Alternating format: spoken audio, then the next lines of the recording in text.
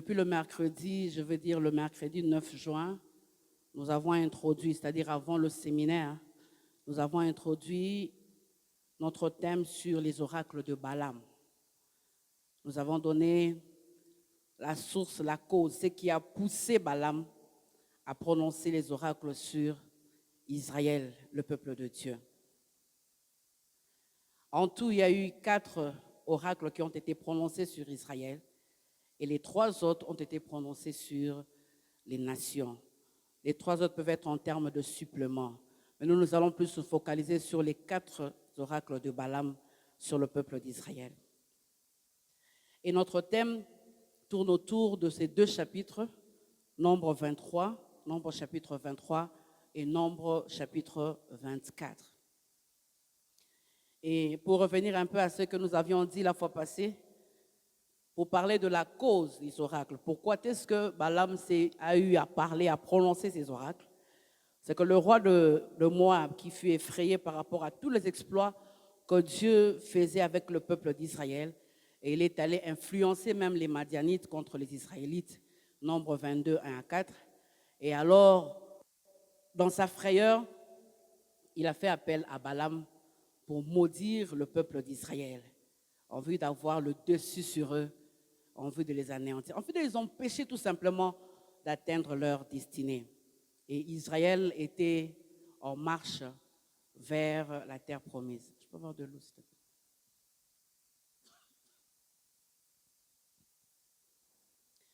Après cela, après donc cette histoire de...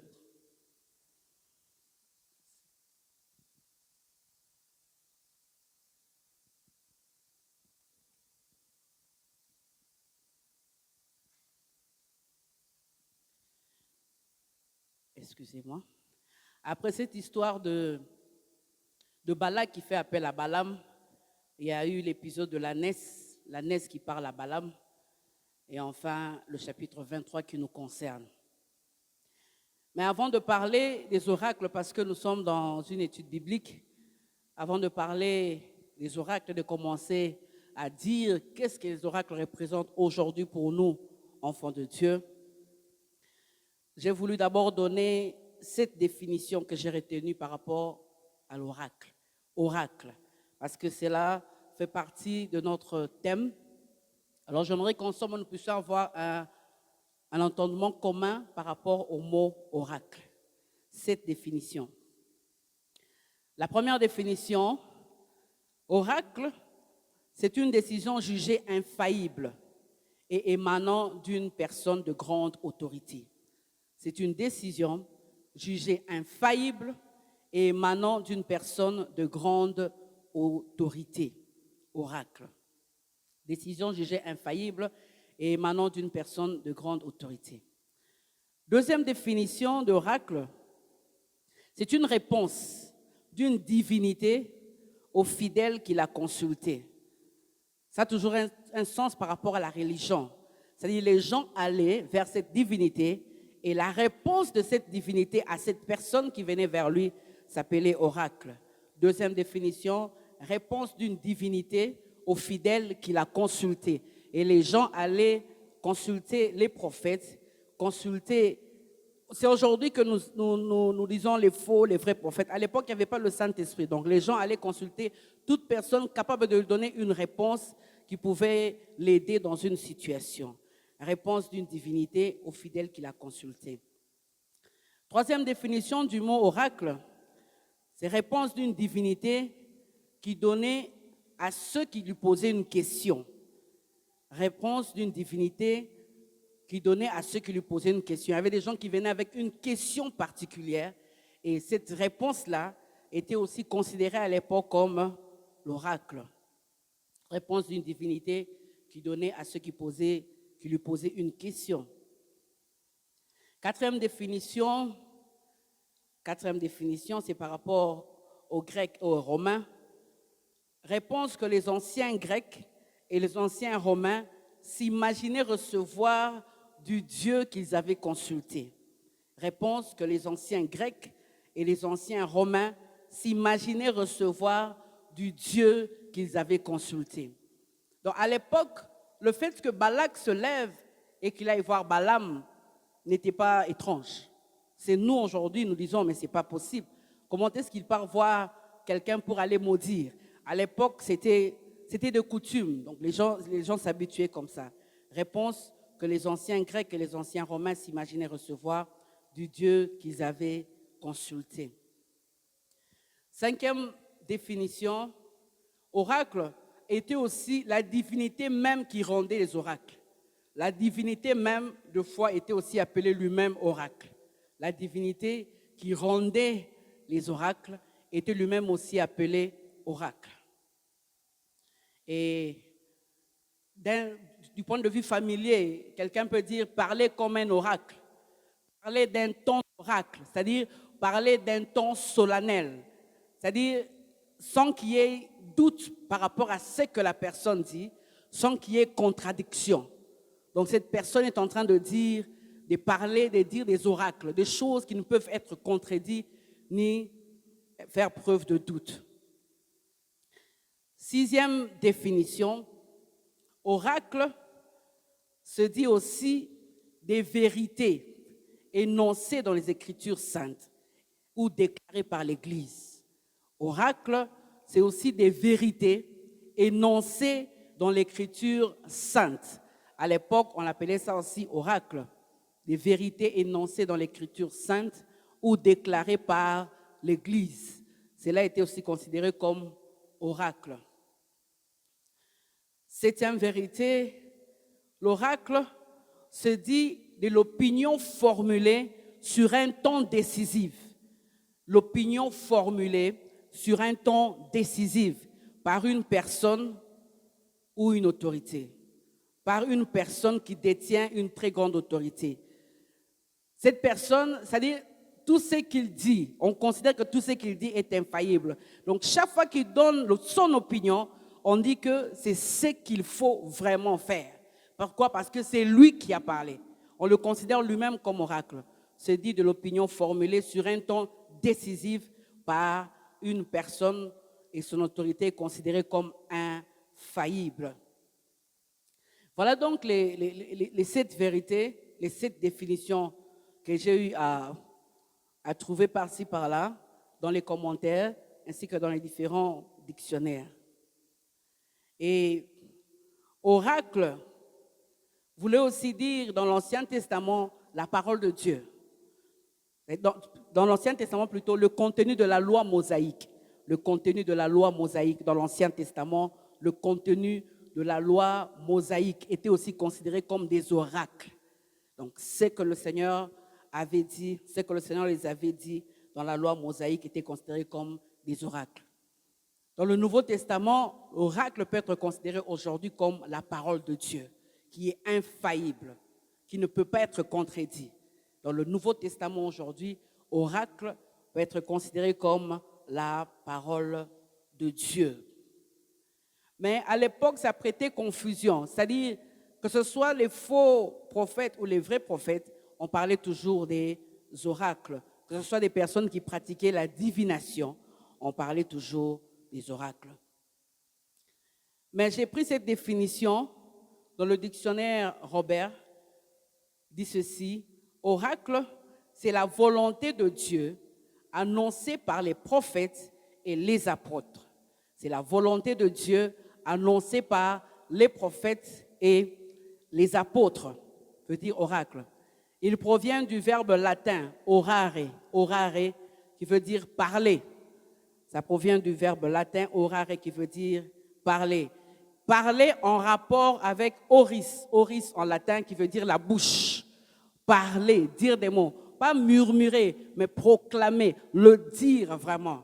C'est pour cela ce verbe veut dire parler, orare, qui a un sens, un rapport étroit avec la bouche. L'oracle est avant tout l'expression de la divinité par l'intermédiaire d'un homme ou d'une femme. L'expression de la divinité par l'intermédiaire d'un homme ou d'une femme. Et les synonymes d'oracle: pronostic, réponse, prophétie, augure, destin, divination. Toutes ces choses veulent dire en français oracle. Mais en définitive, oracle, dans le contexte de Nombre 23, le chapitre 23 et le chapitre 24, qui est notre texte de base, c'est la parole irrévocable de Dieu. Dans notre contexte ici, il s'agit de la parole irrévocable de Dieu. Quel Dieu, créateur des cieux et de la terre. La parole infaillible, la parole indiscutable de celui qui dit et la chose arrive. Il ordonne et elle existe. Le psaume 33, le verset 9. Psaume 33, le verset 9 dit, car il dit et la chose arrive. Il ordonne et elle existe. Il s'agit donc de ce grand Dieu qui a parlé sur le peuple d'Israël. Ici, il n'y a pas d'ambiguïté. Ici, il n'y a pas est-ce que c'est vrai, est-ce que c'est faux. Non, ici, c'est la parole infaillible et indiscutable de notre Dieu. Qui est ce Dieu? Daniel 4, le verset 26. Daniel 4, le verset 26, c'est Daniel qui parle, c'est celui qui domine dans les cieux. Le Dieu qui domine dans les cieux. Daniel 4, le verset 17, Daniel 4, 17 dit que les vivants sachent que le Très-Haut domine sur le règne des hommes. C'est la parole de ce Dieu-là qui domine sur le règne des hommes. Daniel 4, le verset 17. Toujours Daniel 4, le verset 25. Il dit quelque part que tu saches que alors qu'il parle au roi, que tu saches que le Très-Haut domine sur le règne des hommes et qu'il donne à qui il lui plaît. Le Dieu Très-Haut qui domine sur le règne des hommes, lorsqu'il parle, sa parole est infaillible. La même chose aussi, vous pouvez trouver ça dans Daniel 4, le verset 21 et Daniel 4, le verset 32. Et le psaume 103, le verset 19, ça c'est pour présenter ce Dieu infaillible. La Bible dit, le psaume 103, le verset 19, l'Éternel a établi son règne dans les cieux et son règne domine sur toutes choses. Et son règne domine sur toutes choses. Donc ici, les oracles de Balaam ne sont autres que les bénédictions de Dieu sur son peuple. Les bénédictions de Dieu sur le peuple d'Israël. Non seulement ça, c'est non seulement les bénédictions de Dieu sur son peuple, mais autrement dit, les intentions du cœur de Dieu sur son peuple. C'est que le Seigneur pense sur son peuple. Les intentions du cœur de Dieu sur son peuple. Ce que Dieu pense, ce que Dieu dit, ce que Dieu prévoit de faire de son peuple. Voilà les oracles de Balaam. Il n'est rien d'autre que ce que Dieu pense, ce que Dieu dit et ce que Dieu prévoit de faire sur son peuple. Le psaume 22, le verset 28, ça dépend des versions. Il y en a de ceux qui c'est 28 ou 29. Car à l'Éternel appartient le règne, il domine sur les nations. Psaume 22, 28. Le psaume 103, le verset 19, que nous venons de lire, son règne domine sur toutes choses. Bien que sortant de la bouche de Balaam, ces oracles doivent être considérés comme les oracles de l'Éternel.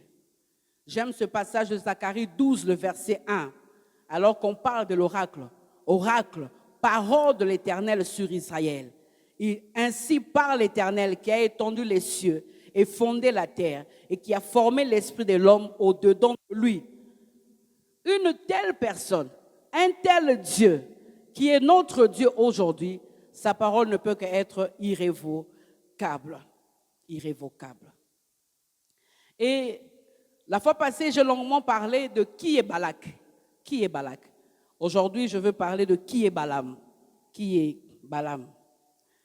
Balaam, faux prophète, vrai prophète, je ne sais. Mais écoutez ce que j'ai pu retenir de Balaam. Il venait de Pétor, une ville située sur la rive de l'Euphrate. Il pratiquait la magie et la divination. Et il a fini par pousser Israël à l'apostasie. Nombre 31, le verset 16. Les Écritures le présentent comme un faux prophète. Les Écritures le présentent comme un faux prophète. Deutéronome 23, 3 à 6. C'est là où il y a notre alliance. Mais l'Éternel, ton Dieu, n'a point voulu écouter Balaam. Toujours les Écritures qui parlent de Balaam. Josué 13, le verset 22. Les enfants d'Israël avaient fait périr avec l'épée le dévin Balaam, fils de Béor. Josué 13, le verset 22. Vous allez encore voir qu'on parle de Balaam dans Josué 24, 9 à 10. Josué 24, 9 à 10. Néhémie 13, 1 à 3 parle encore de Balaam parce qu'il avait appelé contre eux à prix d'argent Balaam pour qu'il les maudit. Néhémie 13, 1 à 3 parle aussi de Balaam. Michée 6, le verset 5 parle de Balaam. Michée 6, le verset 5. Jude 11, dans qu'un seul chapitre, dit « Malheur à eux, car ils ont suivi la voie de Caïn. Ils se sont jetés pour un salaire dans l'égarement de Balaam. » Il parle encore de Balaam comme étant un faux prophète. Apocalypse 2, le verset 14. Apocalypse 2, 14, alors qu'on parle à l'église de Pergame, il dit ceci, « Mais j'ai quelque chose contre toi, ce que tu as là des gens attachés à la doctrine de Balaam, qui enseignaient à Balak à mettre une pierre d'achoppement devant les fils d'Israël. » Apocalypse 2, 14. Et le dernier verset qui parle de Balaam, c'est 2 Pierre 2, 15 à 16. 2 Pierre 2, 15 à 16, qui parle de la voix de Balaam, fils de Béor, qui aima le salaire de l'iniquité. Qui était Balaam? Balaam n'était pas israélite. C'était un devin de renommée internationale. On dit de lui qu'il était peut-être un serviteur authentique. Parce que pourquoi il s'approche de Dieu et que Dieu lui parle directement? Pourquoi est-ce que les oracles, Dieu met dans sa bouche ses paroles? Il était un serviteur authentique, mais qui a suivi l'argent. Ces gens de prophètes qui changent en fait le but pour lequel ils prophétisent et ils commencent à chercher le gain. Pourquoi je le dis? Dans Nombre 22, le verset 18, la Bible dit, Balaam répondit au serviteur de Balak, « Quand Balak me donnerait sa maison pleine d'argent et d'or, je ne pourrais faire aucune chose, ni petite ni grande, contre l'ordre de l'Éternel, mon Dieu. » Il dit, contre l'ordre de l'Éternel, mon Dieu. Donc, c'est quelqu'un qui connaissait le Dieu d'Israël, mais qui pouvait être considéré aujourd'hui comme on considère les faux prophètes qui utilisent les dons pour pouvoir soutirer de l'argent aux hommes et aux femmes qui viennent à l'église. Comme tous les faux prophètes, ils ne se souciaient pas vraiment de l'honneur de Dieu ou de la sainteté du peuple de Dieu. Tout ce que lui, il attendait, c'est l'argent. Mais il connaissait le Dieu d'Israël. Il ne se souciait pas de l'honneur de Dieu ni de la sainteté du peuple de Dieu. Et il était connu par sa capacité à bénir et à maudire. On savait qu'il avait une forte capacité à bénir et à maudire. C'est pour cela que le roi fait appel à lui. Et il a obéi à Dieu. Il a béni Israël en dépit de pots de vin de Balak. Balak lui avait offert beaucoup de choses, mais il a béni au lieu de maudire. Il venait d'où? Il venait donc de Pétor, une ville située sur le fleuve de l'Euphrate. Près de Pétor, les commentateurs disent qu'il y avait une ville qui s'appelait Marie. Et là, il y avait une secte complexe composée des prophètes et des voyants. Il y avait beaucoup de faux prophètes et des voyants qui étaient là pour maudire, ou soit pour maudire, soit pour bénir. Et Balak était donc persuadé que Balaam détenait un pouvoir surnaturel de maudire ou de bénir. Mais ce que je retiens, tout simplement, c'est que Dieu a utilisé la bouche de Balaam pour bénir le peuple d'Israël. Notre Dieu, il est Dieu. Alors, il y a donc là 3 leçons que je retiens autour des paroles de l'Éternel dans la bouche de Balaam. Il y a 3 leçons que je retiens. 3 leçons que je retiens autour des paroles de l'Éternel dans la bouche de Balaam. La première leçon, c'est que ce que Dieu a dit sur son peuple, sur une personne, ce que Dieu a dit sur toi, personne ne peut le révoquer. Personne ne peut le révoquer. Ésaïe 43, le verset 13, la Bible dit, « J'agirai, qui s'y opposera? J'agirai, qui s'y opposera ?» Et Ésaïe 14, le verset 27. Ésaïe 14, 27 dit, l'Éternel des armées a pris cette résolution. Qui s'y opposera? Sa main est étendue. Qui la détournera? Ésaïe 14, le verset 27. Deuxième leçon que je retiens autour des paroles de l'Éternel dans la bouche de Balaam, c'est que Dieu peut utiliser qui il veut pour nous bénir. Dieu peut utiliser qui il veut pour nous bénir. Nombre 23, le verset 20. Voici, j'ai reçu l'ordre de bénir. Il a béni. Ça, c'est Balaam qui parle dans Nombre 23, le verset 20. Il dit, voici, j'ai reçu l'ordre de bénir. Il a béni, je ne le révoquerai point. Je ne le révoquerai point. Bien-aimé, Dieu peut utiliser qui il veut pour te bénir. Troisième leçon que je retiens, c'est que Dieu ne change pas dans toutes ses promesses. Tout ce qu'il a dit, il le fera comme il a dit et quand il a dit. Tout ce que Dieu a dit, il le fera comme il a dit et quand il l'a dit.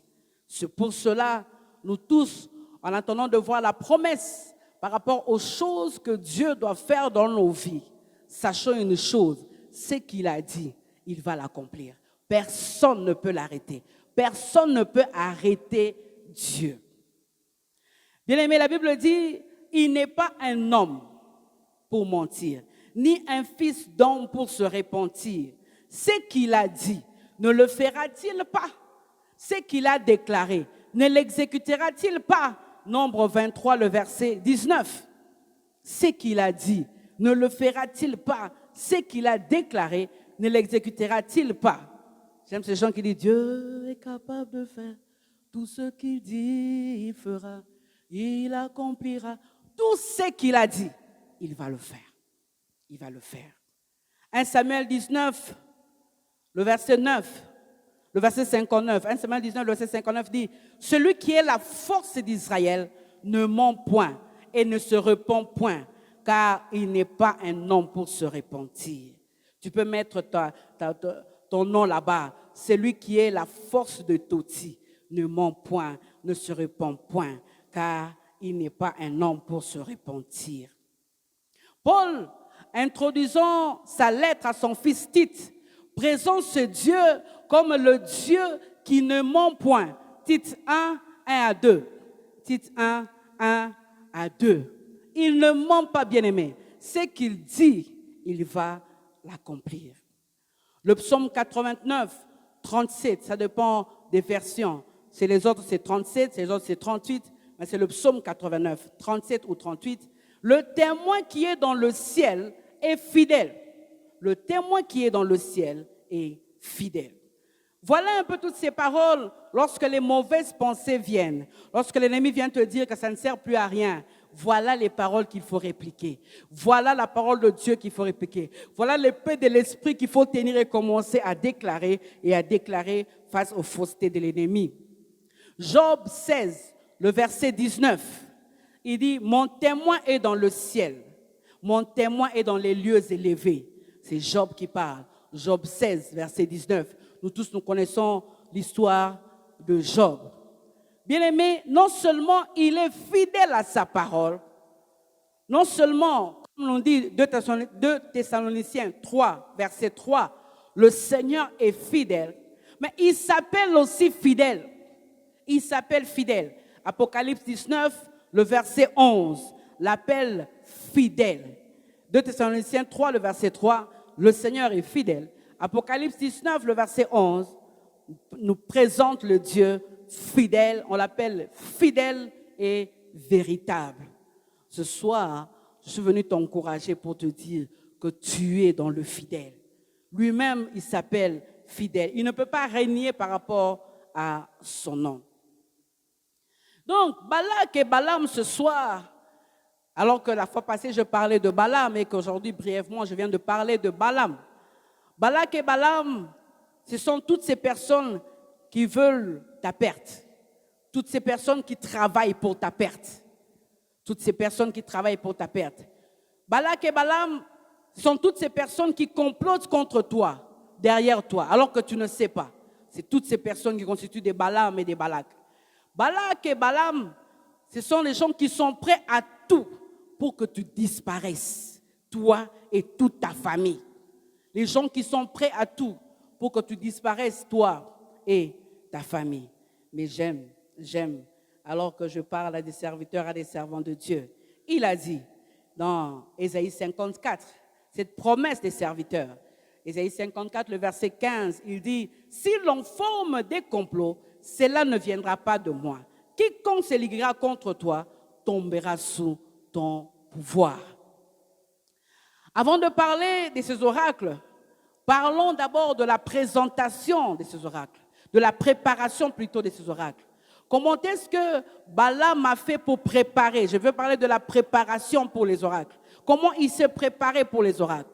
Et là, la préparation de Balak et de Balaam se trouve dans Nombre 22, 39 à 41. Nombre 22, 39 à 41 et Nombre 23, 1 à 2. Dans Nombre 22, 39 à 41, la Bible dit, Balaam alla avec Balak et arrivèrent à Kirjath-Hutzot.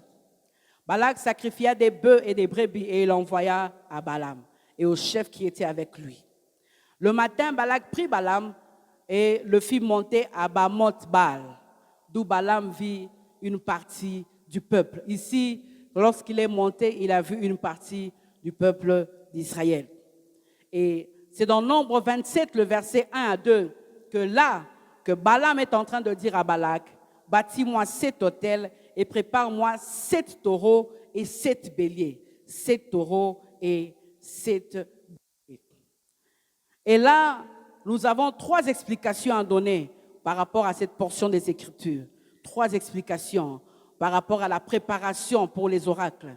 3 explications par rapport à cette portion. Quelles sont ces portions? Nombre 22, 39 à 41 et Nombre 23, 1 à 2. Comment est-ce qu'ils se sont préparés pour qu'enfin Balaam puisse se lever et commencer à dire les oracles? Première explication, c'est que ces 2 hommes se rendirent à Kirjath-Hutzot. Si vous lisez Nombre 22, 39, la Bible dit, ils arrivèrent à Kirjath-Hutzot. C'est un lieu inconnu où les rites divinatoires commencèrent. Ceci impliquait les sacrifices. Et qu'est-ce que ça faisait? On faisait l'examen des organes internes des animaux. Et cela se pratiquait sous le nom. C'était des pratiques qui se faisaient tous les jours. On appelait cela hépatoscopie. Hépatoscopie. Hépatoscopie qui veut tout simplement dire l'observation des augures, faire des divinations, où on venait recours, on prenait des bêtes et on les ouvrait, on enlevait les organes qu'on voulait prendre pour faire des sacrifices. Ceux qui regardent les films d'horreur, vous ne voyez pas de fois qu'on prend les sacrifices humains et on ouvre et on prend des organes. Ce sont des sectes qui le font. C'est la magie, c'est la sorcellerie. Et ils prenaient le foie de l'animal qui devait être sacrifié. Et bien aimé, tout ceci se faisait quand? Ça se faisait la nuit. Les enfants d'Israël ne savaient pas. C'est la nuit qu'ils ont commencé à faire ces choses. Parce que le verset suivant dit le matin. Donc toute la nuit. C'est pour cela, lorsque tu dors et que le Seigneur te réveille la nuit, bien aimé, prie. Même si tu ne comprends pas, prie. Si tu parles en langue et que tu sens que tu parles en français, en swahili, en lingala, tu ne comprends rien, commence à parler en langue. Prie, parce que tu ne sais pas qu'est-ce qui se passe dans le monde spirituel. Ici, Israël ne sait pas. Cette nuit-là, Balak et Balaam sont en train de se préparer pour les maudire. Deuxième explication de ces 2 portions des Écritures. La Bible dit, le matin, ils montèrent où? À Bamoth-Baal. Bamoth-Baal, là où ils sont montés, cela veut dire les hauts lieux de Baal, les hauteurs de Baal. C'est là qu'il y avait des sacrifices qui se faisaient, les hauts lieux de Baal. C'est un sommet dominant des plaines de Moab, d'où on voyait une partie du peuple d'Israël. De ce sommet-là, Balaam pouvait voir une partie simplement du peuple d'Israël. Et ce sommet s'appelait Bamoth-Baal, comme nous les a indiqué dans la portion des Écritures que nous venons de lire. Et plus tard, cette montagne qui s'appelait au fait le mont Pisgah, P-I-S-G-A, Pisga. Pisga, plus tard, c'est sur cette montagne-là que Moïse va voir de loin, pour la première fois et pour la dernière fois, la terre promise avant de mourir. Deutéronome 34, le verset 1 à 5. Deutéronome 34, le verset 1 dit, Moïse monta des plaines de Moab sur le mont Thébo, au sommet de Pisga, vis-à-vis de Jéricho, et l'Éternel lui fit voir tout le pays. Troisième explication à ces deux portions des Écritures, c'est que Balaam demande à Balak d'y construire 7 autels pour y sacrifier 7 taureaux, 7 béliers. Un taureau et un bélier sur chaque autel. Sur chaque autel. Le chiffre 7 à l'époque est pour beaucoup de nations, beaucoup de religions, non seulement le christianisme, un chiffre sacré qui parle de la plénitude, le chiffre 7. Le chiffre 7. Et bibliquement, 7 taureaux sur l'autel, 7 béliers sur l'autel, il n'y a pas de fondement biblique à ça. Il n'y a pas de fondement biblique à ça. Et nous pouvons considérer que c'est tout simplement des pratiques païennes. Des pratiques païennes, tout simplement. Mais ici, il y a une parenthèse que j'ouvre. Taureau, comment est-ce que vous pouvez prendre 7 taureaux? 7 taureaux. Et c'est bien sûr un animal qui n'attaque pas, mais c'est un animal dangereux. Un animal très dangereux pour le maîtriser. Bien aimé, ils en ont pris 7. Et les taureaux peuvent peser jusqu'à 1000 kilos. Ils en ont pris 7. Donc, ils ont pris le temps, tout simplement pour maudire. Bien aimé, il y a des gens qui peuvent faire des sacrifices insurmontables. C'est que humainement parlant, on ne peut pas faire. Donc, 14 animaux, ils ont pris pour sacrifier 7 taureaux. Déjà pour maîtriser 1, 2, 3, 4, simplement pour maudire. Tu n'as aucune idée de tous les sacrifices que les gens font pour que tu disparaisses. Il y a des gens dans la Bible qui ont jeûné 40 jours et 40 nuits pour tuer Paul dans les Actes des Apôtres. Tu n'as aucune idée. Et ils l'ont fait toute la nuit. Et après cette préparation, Balak se tient de loin avec le chef de Moab. Maintenant, c'est Balaam qui devait entrer en scène. Balak se met de côté. Balak se met de côté. Mais j'aime ce que la Bible dit dans Nombre 23, le verset 5. Nombre 23, le verset 5, la Bible dit, l'Éternel mit des paroles dans la bouche de Balaam. Et il dit, retourne vers Balak et tu parleras ainsi. Malgré tout ce qu'ils avaient fait, le Dieu qui contrôle le monde visible et le monde invisible est venu pour lui dire, j'ai mis mes paroles dans ta bouche. Bien-aimé, personne ne peut te faire du mal. Dieu contrôle le monde visible et le monde invisible. Ici, Israël ne sait pas des choses qui se passent. Il ne sait même pas. Mais le Dieu qui veille sur toi. Je veux que tu puisses être conscient que tu as un Dieu. Que tu as un Dieu qui veille sur toi.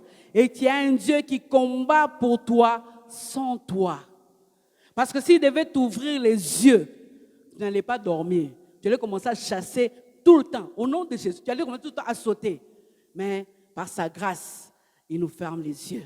Deux fois autour de nous, on a quelqu'un qui est sorcier, qui fait avec nous 10 ans. Mais Dieu ne te dit rien. Ce qu'il fait, il ne permet pas seulement qu'il te touche. Il est là, il ne permet pas. Il a tout fait. Et si on lui donnait le micro, il dit, j'ai tout fait. Et après 10 ans, tu dis, donc tu étais sorcier. Je n'ai jamais su. Bien aimé, Dieu ne nous dit pas tout. Mais ce que j'aime, il combat en notre faveur. Il combat en notre faveur. Les oracles de Balaam se divisent en 2 groupes. Les oracles de Balaam se divisent en 2 groupes. Le premier groupe, c'est le groupe, les 4 oracles de Balaam qui concernent le peuple d'Israël. Ça, c'est le premier groupe. Le deuxième groupe des oracles de Balaam concerne les autres nations. Les autres nations. 3 nations. 3 nations. Et ces 4 oracles, ces 4 discours, comme je l'ai dit précédemment, contiennent en fait les pensées de Dieu sur son peuple et les paroles concernant Balaam lui-même. Ici, il y a une parenthèse que j'aimerais bien ouvrir. C'est que à la différence des autres prophéties, il ne s'agit pas d'un appel à la conscience du peuple. Il ne s'agit pas, Dieu ne dit pas, je vous ramènerai, je vous ferai du bien. Non.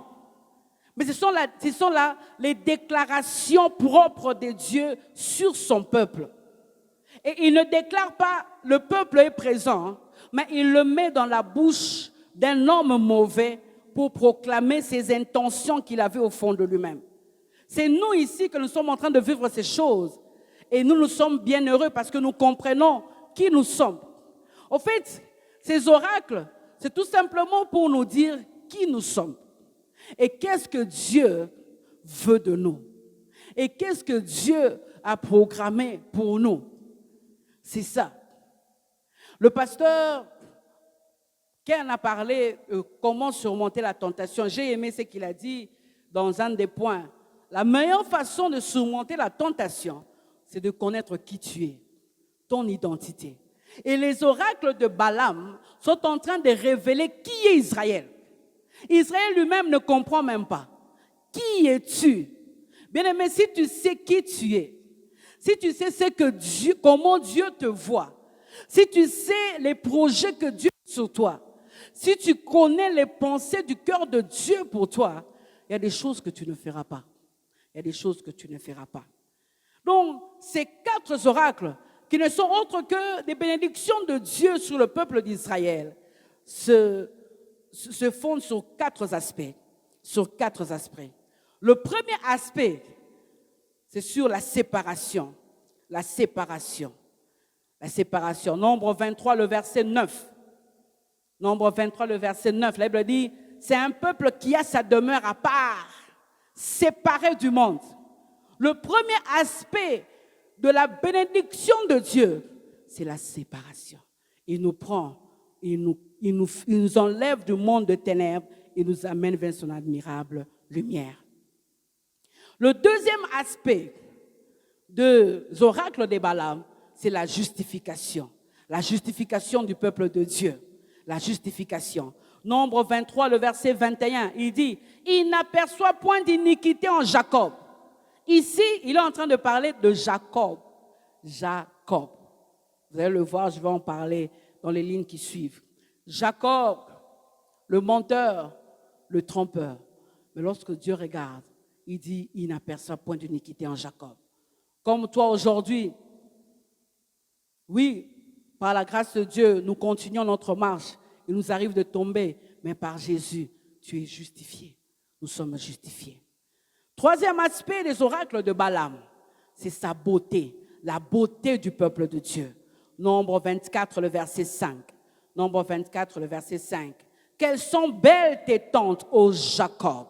Quelles sont belles tes tentes, ô Jacob. C'est-à-dire du haut du sommet là où il était en train de voir une partie du peuple d'Israël.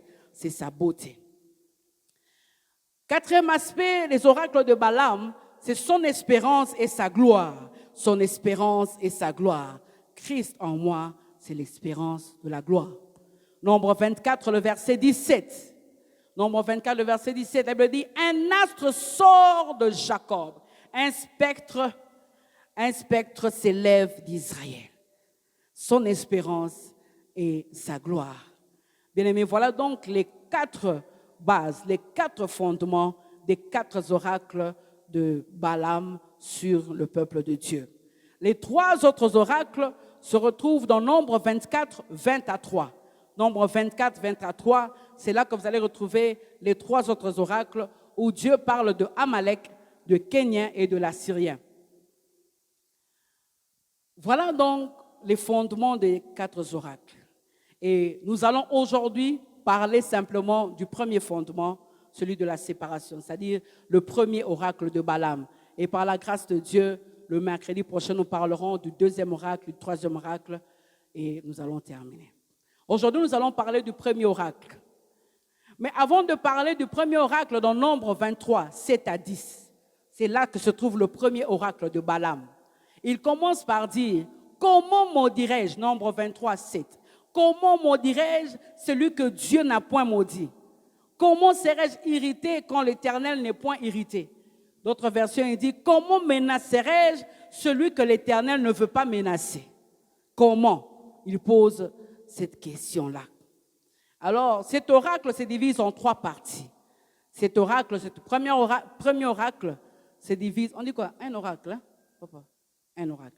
Ce premier oracle se divise en 3 parties. La première partie, c'est Nombre 23, 7 à 8. Nombre 23, 7 à 8. Nombre 23, 7 à 8. C'est le verset 7 à 8.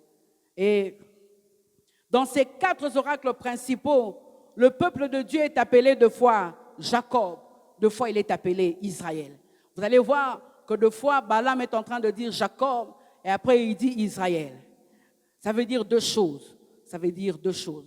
Lorsqu'il dit Jacob, c'est qu'il rappelle les manquements et la responsabilité du croyant au cours d'une vie de peine et d'épreuves. Les manquements, nos faiblesses. Il rappelle les faiblesses, les manquements et notre responsabilité au cours d'une vie pleine de peine et d'épreuves. La vie de Jacob a été une vie pleine de peine et d'épreuves, mais Dieu a été là et il a changé son nom. Et lorsqu'il parle d'Israël, il parle de la grâce puissante que Dieu a manifestée à Jacob. De la grâce puissante qu'il a manifestée à Jacob, qui est devenu Israël. Notre Dieu fait ses choix selon lui. Pourquoi il l'abandonne, il rejette Ésaü, il prend Jacob, homme menteur, trompeur, tricheur, mais il fait de lui Israël. Pour dire tout simplement que c'est un peuple qui a trouvé grâce. En dépit de leur manquement, c'est un peuple qui a trouvé grâce. Comme toi et moi, en dépit de nos péchés. D'ailleurs, nous continuons toujours à pécher, mais nous avons trouvé grâce. Comme nous, ce soir, je peux être appelé pasteur, j'ai trouvé grâce. J'ai trouvé tout simplement grâce. Que ce soit Jacob ou Israël, la puissance du malin ne peut pas prévaloir sur le peuple bien-aimé de Dieu. Qu'on appelle Jacob ou qu'on appelle Israël, la puissance de Dieu, la puissance du malin ne peut pas prévaloir sur le peuple bien-aimé de Dieu. Et cet oracle nous enseigne 2 choses encore. Il nous enseigne 2 choses. Dans cette partie de cet oracle, 2 choses. La première des choses, c'est que pour Balak, le pouvoir de Balaam passe par l'acte du regard. Parce qu'il devait monter sur le sommet, il devait regarder et commencer à parler. Dans le monde spirituel, il devait être là et regarder le peuple d'Israël et commencer à parler. Pour Balak, il faut voir Israël pour lui faire du mal, pour lui jeter le mauvais sort. Mais le regard de Balaam est désormais en accord avec celui que porte Dieu sur Israël. Même si les sorciers du monde entier, les magiciens du monde entier te regardent d'un mauvais œil, bien-aimé, cela ne changera pas le regard de Dieu sur toi. Ça ne changera pas le regard de Dieu sur toi. Peu importe le nom que les hommes peuvent te donner, mais Dieu regarde et t'appelle précieux. Dieu te regarde ce soir. Dieu, il est vraiment miséricordieux. Il te regarde ce soir. À la croix, le bandit, alors qu'il lui parle, lui dit, ce soir même, tu seras avec moi. Avec moi. Bien-aimé, Dieu n'est pas comme un père humain. Parce qu'il a fait cette chose-là que tu as fait en 2010. Il a gardé une dent. Il attend à Zongiselayo. Non, Dieu n'est pas ce Dieu-là. C'est un Dieu de grâce, un Dieu miséricordieux. Quelqu'un ce soir souffre du regard des autres. Comment les autres le regardent? Sache que le regard de tes ennemis sur toi ne change en rien ce que Dieu dit sur toi. Ça ne change en rien. Le regard de tes ennemis sur toi ne change en rien ce que Dieu dit de toi. Ici, le peuple est encore en dehors de la terre promise. Ils ne sont pas encore entrés. Comme toi, tu n'es pas encore entré dans le désert, peut-être en train de murmurer, en train de dire, je pars quand même à l'église, mais je suis fatigué. Dieu aussi. Même quand on dit de prier, même quand notre bien-aimé est en train de conduire ici, tu dis ce mot-là. Parce que dans ton cœur, il y a plein de bien-aimés. Mais ce que j'aime avec ce Dieu, lorsqu'il te regarde, il sourit. Il dit, tu es puissant. Il dit, tu es digne de mon amour. Il dit, tu es digne de ma grâce. Il dit, tu es digne de mon attention. Bien-aimés, nous sommes un rassemblement des hommes et des femmes qui ont trouvé grâce, tout simplement, qui ont trouvé grâce. La deuxième chose de ce que cet oracle nous enseigne, c'est que même le voyant païen était complètement entre les mains de Dieu. Le voyant païen, je ne sais pas, mais quelqu'un qui s'est vendu par rapport au gain, malgré sa magie, malgré sa sorcellerie, il était entre les mains de Dieu. Il était entre les mains de Dieu. Ici, Balaam n'est plus l'allié de Balak, mais l'instrument entre les mains de Dieu pour parler de la part de Dieu. Au début, il était l'allié de Balak. Maintenant, Dieu regarde. De toutes les façons, lorsqu'ils étaient en train de préparer leurs histoires, les 7 taureaux, il faut attraper les taureaux. Balak, c'était un roi, il n'était pas seul. Il y avait des gardes, il y avait des gens. Lorsqu'il faisait tout ça toute la nuit, Dieu était sur son trône et il regardait. Bien-aimé, même si le soir, la nuit, à 3 heures du matin, Dieu te montre vraiment quelqu'un que tu connais en train de faire les incantations, sache qu'il y a un Dieu sur le trône qui contrôle toutes choses et qui sait que rien ne va t'arriver. Il te le montre tout simplement pour que tu te lèves et que tu commences à prier. Il veut fortifier ta foi. Mais sache, bon, c'est l'autre. Ils ne vont rien te faire. Et ici, la grande leçon que je retiens, c'est que la bénédiction de Dieu est plus forte que toutes les malédictions. La bénédiction de Dieu est plus forte que toutes les malédictions. Prenez les malédictions de Puerto, prenez les malédictions de Kinshasa, prenez les malédictions de la forêt, je ne sais pas, d'Amazonie. Prenez toutes ces malédictions-là, mettez-les ensemble. Ça n'a pas de poids devant la bénédiction de Dieu. Ça n'a pas de poids. Deuxième partie, c'est le verset 9. La première partie, c'était le verset 7 à 8. Deuxième partie, Nombre 23, le verset 9. Balaam dit ceci. Je le vois du sommet des rochers. Il dit, c'est un peuple qui a sa demeure à part et qui ne fait point partie des nations. Un peuple qui a sa demeure à part. Bien-aimé, tu es un peuple, tu fais partie d'un peuple, tu as ta demeure à part. Ici, c'est ici qu'on parle de la séparation. La séparation d'avec le monde. Le chrétien, tu es appelé pour te séparer du monde. La séparation d'avec le monde. C'est vrai qu'il y a la grâce de Dieu. C'est vrai qu'il y a l'attention de Dieu sur toi. C'est vrai qu'il y a l'amour de Dieu sur toi. Mais tu es appelé à rester séparé du monde. Tu es dans ce monde, mais tu n'es pas de ce monde. 3 vérités sur la séparation. 3 vérités sur la séparation. La première vérité sur la séparation, c'est que Dieu sépare toujours ce qui lui appartient. Dieu sépare toujours ce qui lui appartient. Regarde dans la vie de toutes ces personnes qu'il a appelées. Il a appelé Abraham, il dit, pars d'ici. Il a pris Joseph. Joseph n'a pas été béni. Joseph a été béni en Égypte. Il a pris Daniel, il a séparé. Il a pris Esther, il a séparé. Il a pris quelqu'un qui était bien dans son confort à Kinshasa, mais qui se retrouve ici parce que Dieu a voulu te séparer. Dieu a voulu te séparer. Deuxième vérité par rapport à la séparation, c'est que la mise à part, retiens bien ceci, ne vient pas de celui qui se sépare, mais elle procède de Dieu lui-même. C'est Dieu qui te sépare. La mise à part ne vient pas de celui qui se sépare. Ça ne vient pas de moi, ça ne vient pas de toi.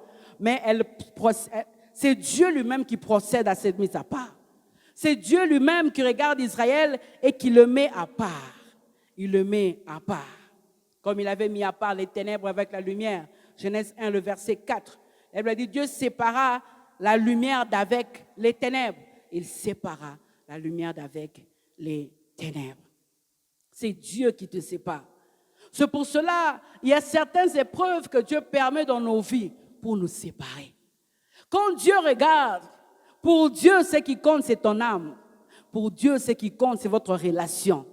Pour Dieu, ce qui compte, ce n'est pas l'argent. Bien aimé, Dieu peut te bénir dans le désert. Du reste, ils ont vécu dans le désert avec les mêmes habits pendant 40 ans. Leur habit ne s'est pas usé, ils ont porté les mêmes vêtements. Plus ils grandissaient, plus la chaussure. C'est un Dieu de miracles. Dieu peut te bénir partout. Ce qui importe pour Dieu, c'est ta relation.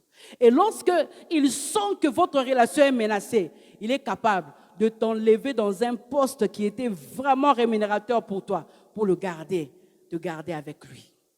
Le plus important pour Dieu, ce n'est pas l'argent. L'or et l'argent lui appartiennent. L'or et l'argent lui appartiennent. Ils se séparent. Troisième vérité sur la séparation.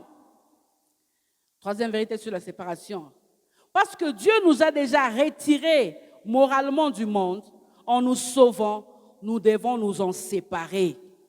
Parce que Dieu nous a retirés moralement du monde, en nous sauvant, nous devons nous aussi nous en séparer. La première séparation est faite par Dieu, c'est une mise à part. Mais la deuxième, c'est à nous de le faire. Il y a des choses auxquelles tu dois toi-même dire, en tout cas là, je dois me séparer de cette personne parce qu'il m'éloigne de Dieu. Je dois me séparer de ceci. Je dois un peu brûler cet habit. Parce que chaque fois que je porte ça, j'ai tendance un peu à... je dois un peu me séparer de ces choses parce que ça m'apporte un peu l'orgueil. Je dois me séparer un peu de cette personne. Il y a des choses que tu dois faire pour te séparer. Galates 1, le verset 4.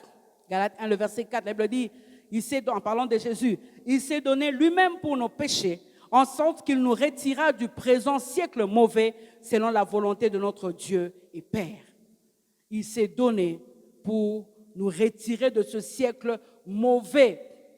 Nous retirer de ce siècle mauvais, bien-aimé.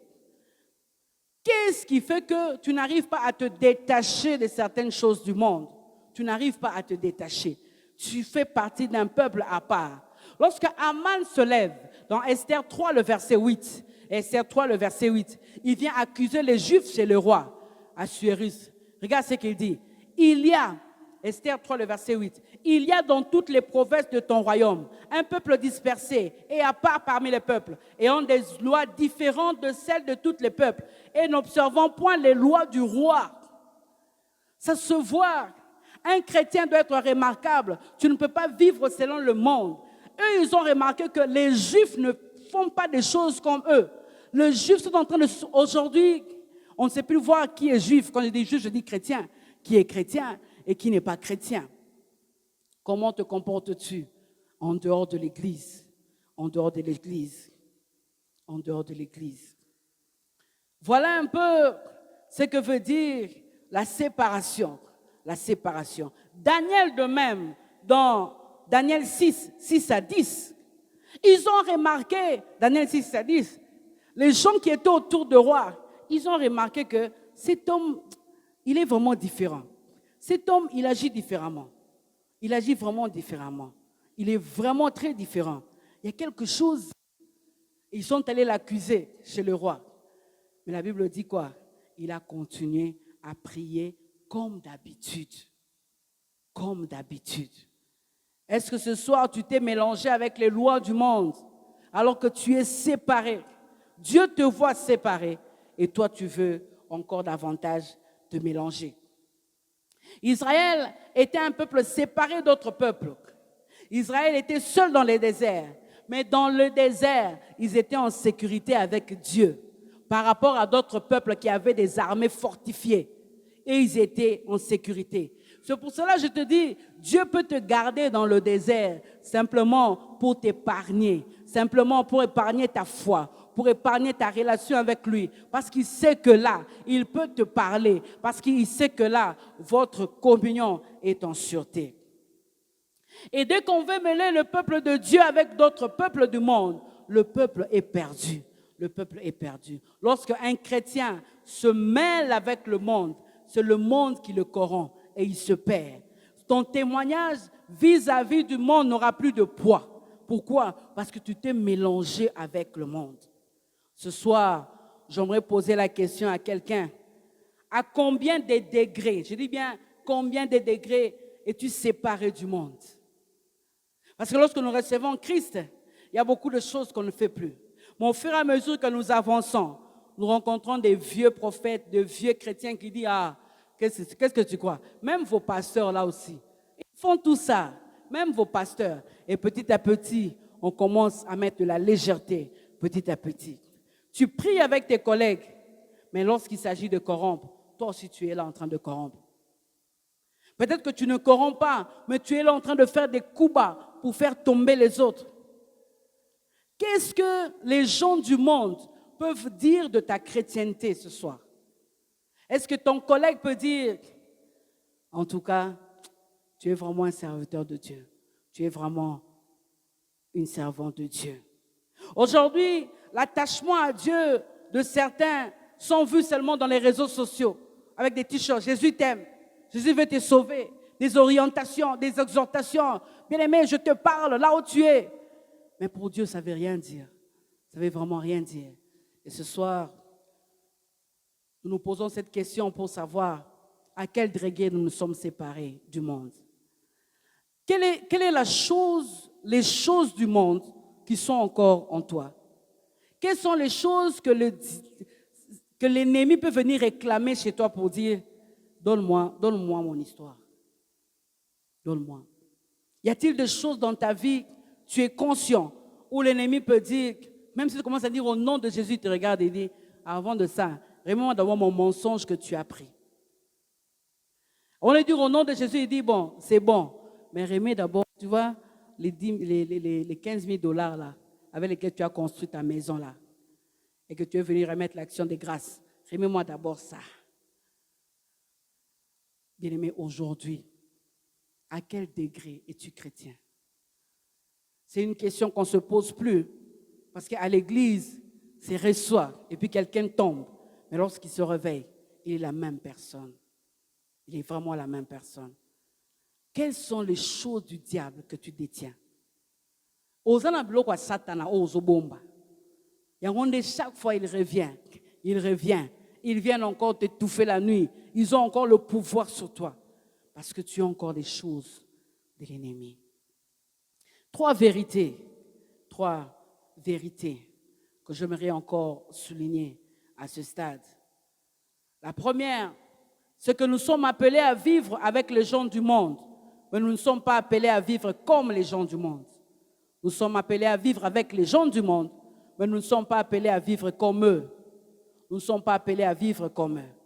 Nous sommes appelés à vivre avec les gens du monde, mais nous ne sommes pas appelés à vivre comme eux. Deuxième vérité, c'est que plus tu es proche de Dieu, plus tu seras loin du monde. Plus tu es proche de Dieu, plus tu seras loin du monde. Plus tu seras loin du monde. Si aujourd'hui, on peut peut-être dire que Dieu est là-bas, vers le portail, où es-tu? Es-tu ici, là où je suis? Ou es-tu encore au coin de l'avenue, alors que lui, il est juste là au portail? Est-ce que ce soir, quelqu'un peut dire, j'ai le cœur de Dieu avec moi?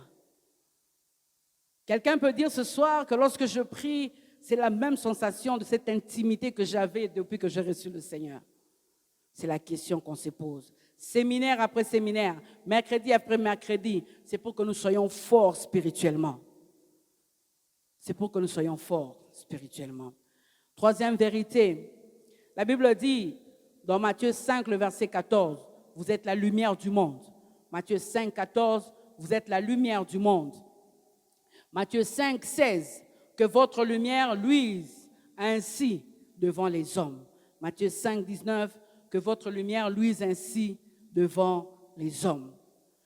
Dans cette vérité, j'aimerais te poser la question, si ta lumière n'arrive plus à éclairer les ténèbres, alors on ne peut plus t'appeler lumière. Ce n'est plus la lumière. Si ta lumière n'arrive plus à éclairer les ténèbres, alors on ne peut plus t'appeler lumière. Est-ce que ta lumière d'enfant de Dieu continue-t-elle à éclairer au travail? Est-ce que ta lumière continue-t-elle à éclairer où il est sur le point de s'éteindre, où il commence à s'éteindre, où il commence à s'éteindre?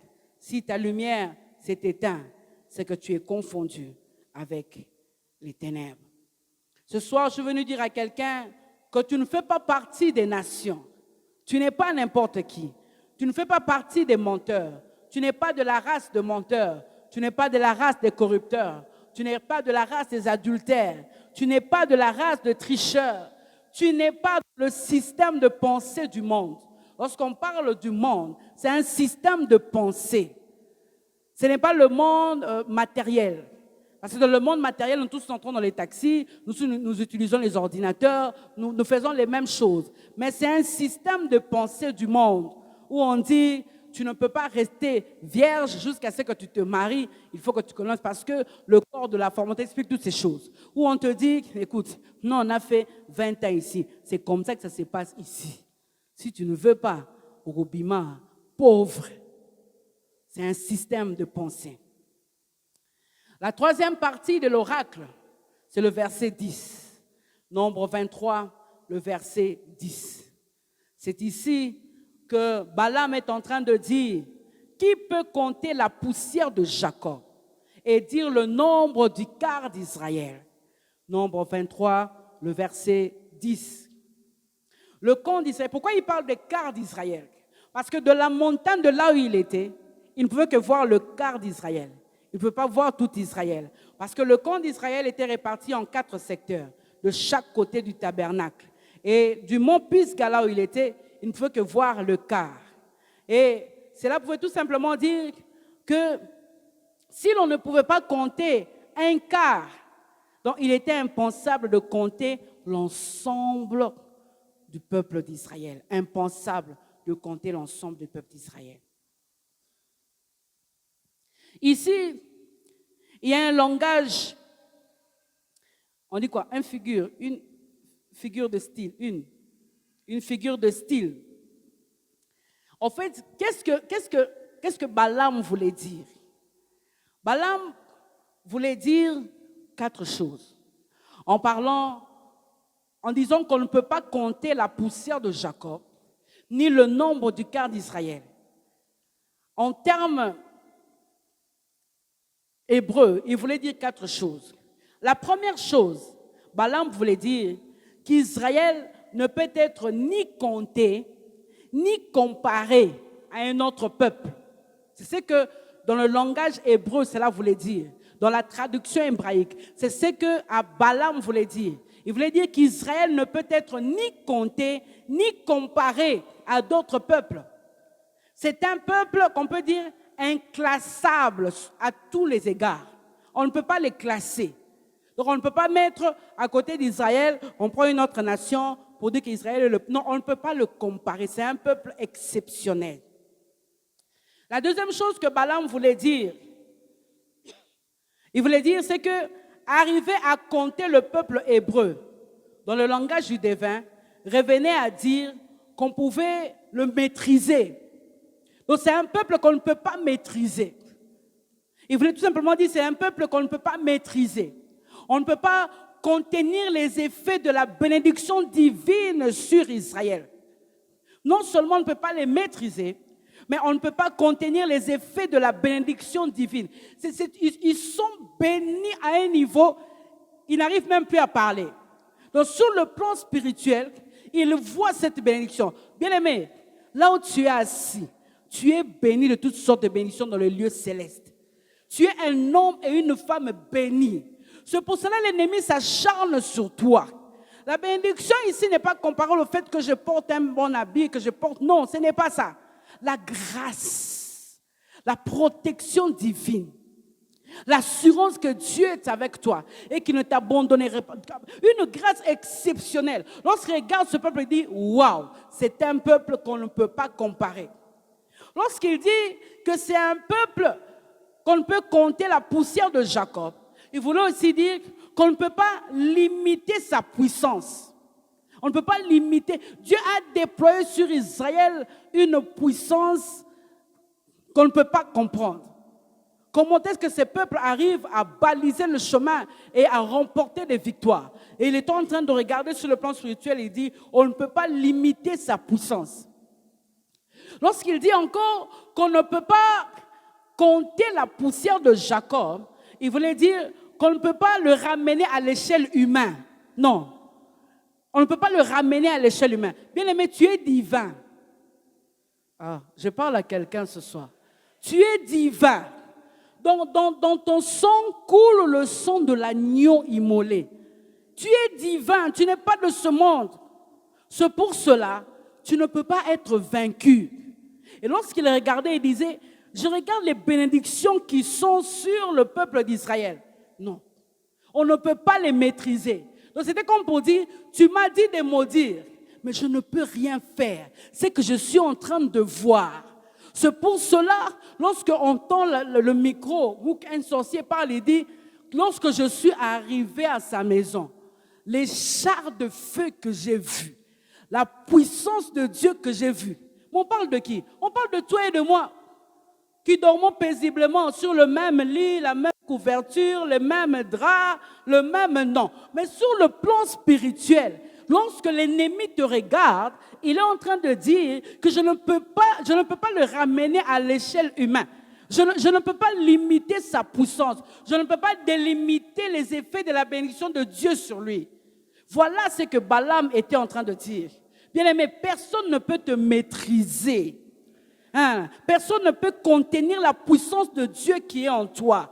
Personne ne peut te ramener à l'échelle humaine. Tu n'es pas humain. Je ne sais pas si tu comprends. Tu es à l'échelle divine. Donc, lorsqu'on te regarde, lorsque tu te regardes, tu dis, en moi coule le sang divin. Donc, l'ennemi ne peut rien me faire. La seule chose, c'est pour cela que Dieu continue à nous parler. Il vient de nous parler de la tentation pour que nous puissions fermer les portes. Le seul moyen qui donne la possibilité à l'ennemi de te maîtriser, c'est le péché. Le seul moyen qui donne la possibilité à l'ennemi de te maîtriser, c'est lorsque tu ouvres les portes. Là, il peut te maîtriser. Mais sache que même si il mettait sa main et que tu tournes seulement tes regards, tu dis, Père, les chars de feu descendent à la minute. Pourquoi? Parce que son attention est sur toi. La Bible dit, il regarde sur toute la terre pour soutenir ceux dont le regard est tout entier, le cœur est tout entier tourné vers lui. Il s'agit de qui? Il s'agit de toi, il s'agit de moi. Lorsqu'il est en train de dire qu'on ne peut pas compter la poussière de Jacob, ni dire le nombre du quart d'Israël, en d'autres termes, il voulait dire, c'est la même signification que raconter. C'est la même signification que raconter. Donc, comme pour dire, je ne sais pas par rapport à tout ce que le Seigneur a déjà fait. Et ce qu'il va faire. C'est comme si il était en train de dire à Balak, tu n'as encore rien vu. Ce peuple ici, c'est que le Seigneur va faire avec ce peuple. Je ne sais même pas compter les bienfaits. C'est ce que Balaam était en train de dire. Je ne sais même pas compter les bienfaits. Donc, c'est pour ça qu'il est en train de dire, si le Seigneur a béni, comment moi je peux maudire? Impossible. Et ce soir, j'aimerais que tu te rendes compte et que tu comprennes qui tu es exactement. Lorsque tu comprends qui tu es exactement, la promesse qui tarde, c'est quoi? C'est quoi la promesse en question? C'est l'enfant? C'est quoi la promesse en question? C'est le travail?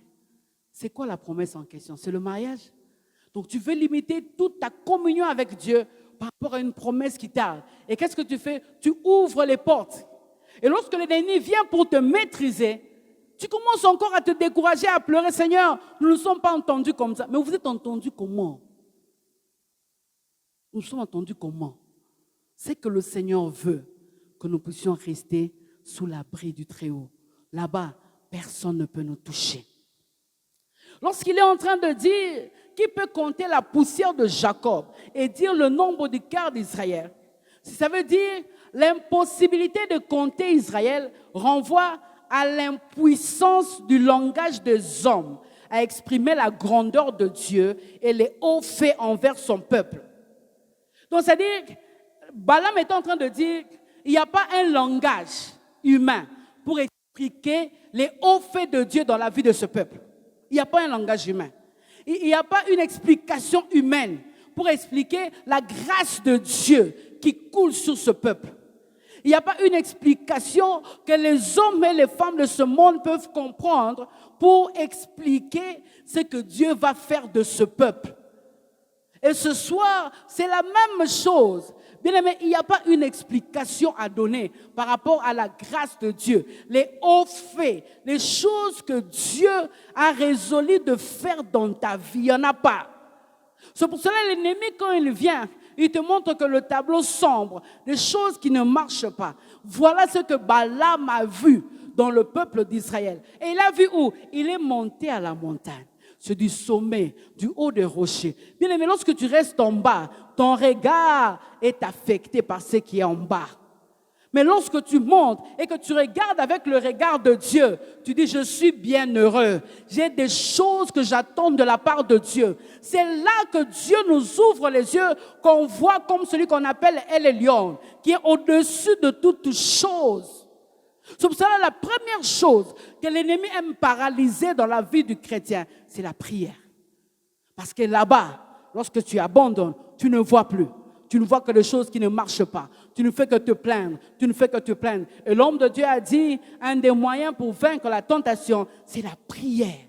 C'est là au-dessus que le Seigneur commence à te montrer les choses qu'il va faire avec toi. C'est là que le Seigneur commence à te montrer qui tu es exactement. La prière et la prière. Donc en clôturant ce soir, alors que je suis venu vous présenter juste le premier oracle de Balaam, on a parlé de 3 choses. La première des choses, il faut faire un rappel par rapport à ce que je viens de dire.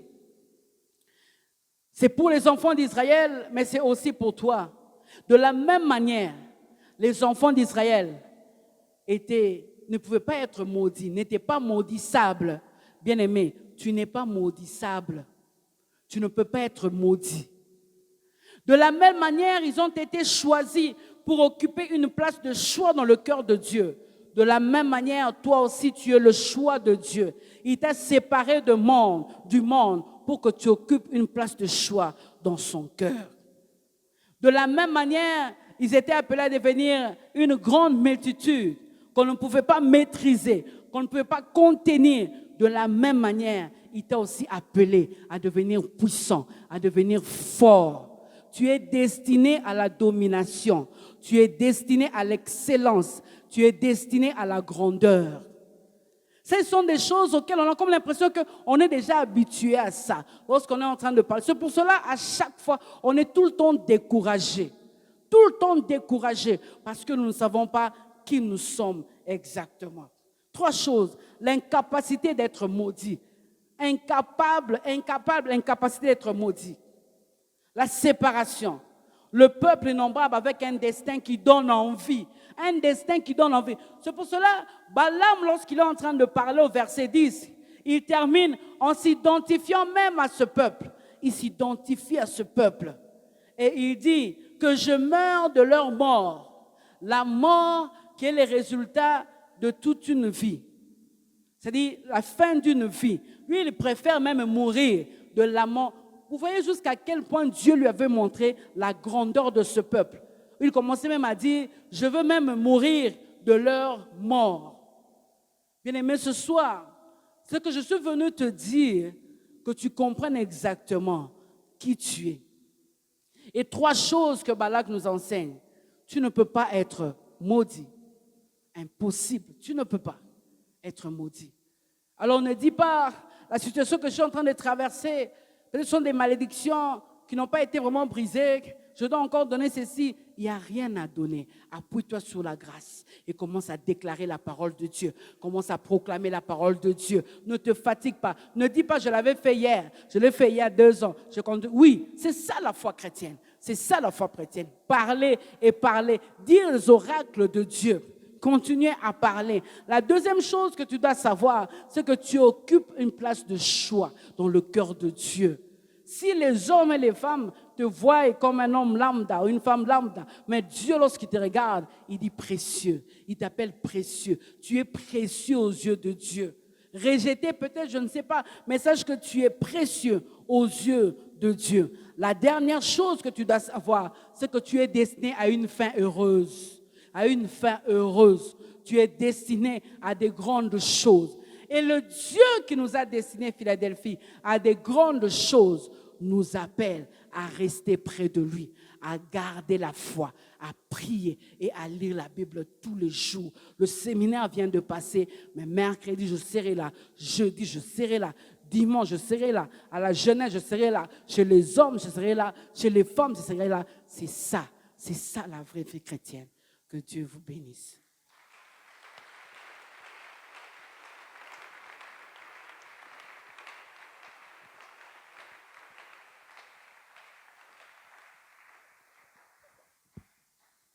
Amen.